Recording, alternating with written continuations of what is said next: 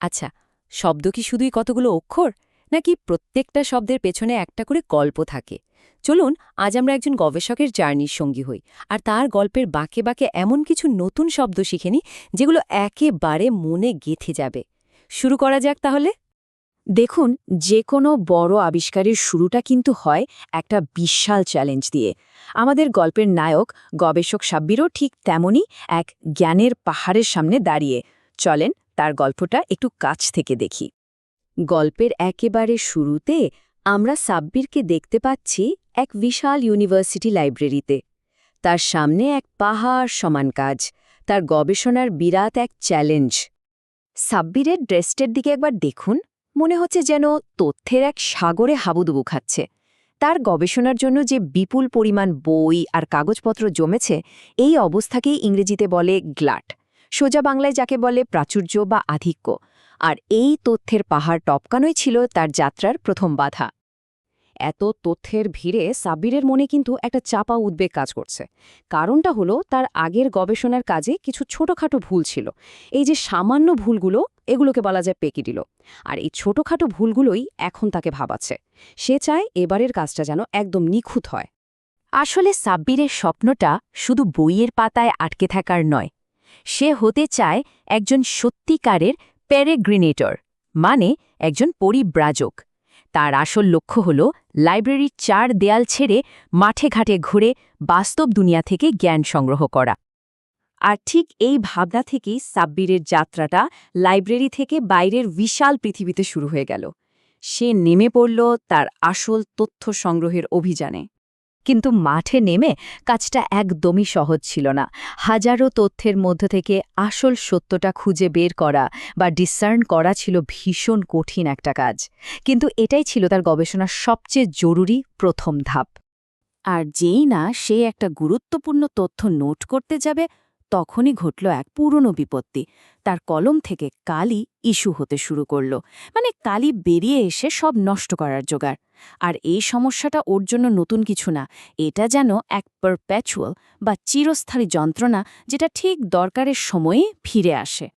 কিন্তু এই ছোটখাটো বাধা তাকে দমাতে পারল না। গবেষণার প্রতি তার যে ফিডেলিটি বা গভীর আনুগত্য, সেটাই তাকে আসল শক্তিটা জুগিয়েছে। আর এই নিষ্ঠা থেকেই সে তার পেনস্টেকিং, মানে নিরাবন্ড কঠোর পরিশ্রম চালিয়ে যেতে থাকল। সাব্বির এবার পুরোপুরি একজন ইটিনারেন্ট বা ভ্রমণশীল গবেষক হয়ে উঠল। সে তথ্যের খোঁজে চলে গেল সমাজের একেবারে ফ্রেঞ্চ বা প্রান্তিক অঞ্চলে, যেখানে সাধারণত কেউ যায় না। আর সেখানে পাওয়া প্রত্যেকটা নমুনা সে খুব মনোযোগ দিয়ে স্ক্রুটিনাইজ করতে লাগল, মানে খুঁটিয়ে খুঁটিয়ে পরীক্ষা করা শুরু করল। এই কঠিন কাজের ফাঁকেও কিন্তু এক টুকরো স্বস্তি এলো। গ্রামের এক মেলায় গিয়ে সে এক অদ্ভুত নাটক দেখল।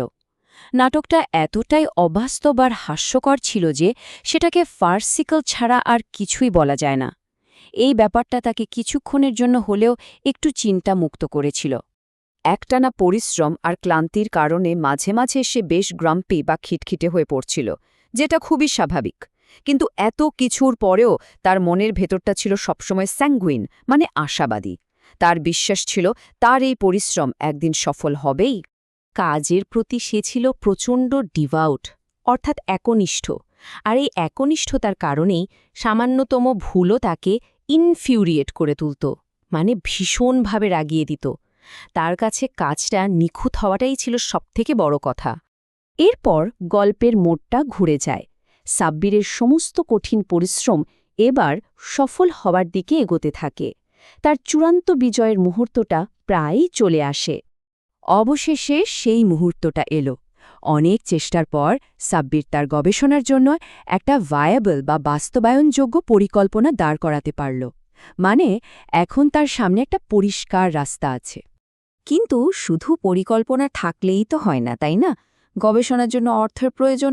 তো ফান্ডিং নিয়ে যখন সমস্যা হলো, তখন তাকে ডিপার্টমেন্টের প্রধানের কাছে গিয়ে সাহায্যের জন্য প্লিড করতে হয়েছিল, মানে একরকম অনুনয় বিনয় করতে হয়েছিল।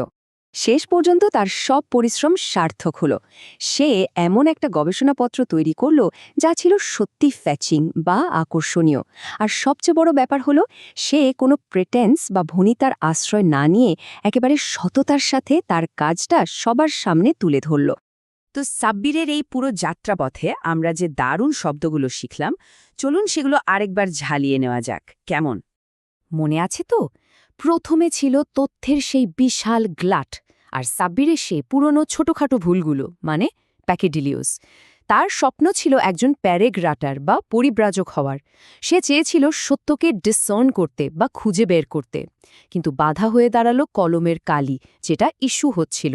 এই পারপ্যাচুয়াল বা চিরস্থায়ী সমস্যা সত্ত্বেও কাজের প্রতি তার ফিডেলিটি বা আনুগত্য আর পেইনস্টেকিং মানে কঠোর পরিশ্রমী তাকে একজন ইটেনারেন্ট বা ভ্রমণশীল গবেষক হিসাবে সমাজের ফ্রিঞ্জ বা একেবারে প্রান্তে পৌঁছে দিয়েছিল। এরপর আমরা দেখেছিলাম সেই ফার্সিকল বা হাস্যকর নাটকটা, আর তার নমুনা স্ক্রুটিনাইজ বা খুঁটিয়ে পরীক্ষা করার ব্যাপারটা। ক্লান্তিতে সে গ্রাম্পি বা খিটখিটে হলেও মনে প্রাণে ছিল স্যাঙ্গুইন বা আশাবাদী, কারণ সে কাজের প্রতি ছিল খুবই ডিভাউট বা একনিষ্ঠ, আর তাই ছোট ভুলও তাকে ইনফিউরিয়েট করত বা রাগিয়ে দিত। সব শেষে সে একটি ভায়াবল বা টেকসই পরিকল্পনা খুঁজে পায়, সাহায্যের জন্য প্লিড বা অনুনয় করে এবং কোনো প্রিটেন্স বা ভনিতা ছাড়াই একটি ফ্যাচিং বা আকর্ষণীয় ফলাফল আমাদের সামনে এনে দেয়। ভাবা যায় যে তথ্যের বিশাল গ্লট বা জট দিয়ে গল্পটা শুরু হয়েছিল, সেই বিশৃঙ্খল তথ্যই শেষ পর্যন্ত নিষ্ঠা আর পরিশ্রমের জোরে একটা সার্থক গবেষণায় রূপ নিল। তাহলে শেষ প্রশ্ন এটাই, একটা ভালো গল্প কি শুধুই আমাদের বিনোদন দেয়, নাকি কঠিন কোনো জ্ঞানকে আমাদের স্মৃতির গভীরে পৌঁছে দেওয়ার সবচেয়ে শক্তিশালী মাধ্যমও হতে পারে? এর উত্তরটা হয়তো আমরা সাব্বিরের এই যাত্রার মধ্যেই খুঁজে পেয়েছি।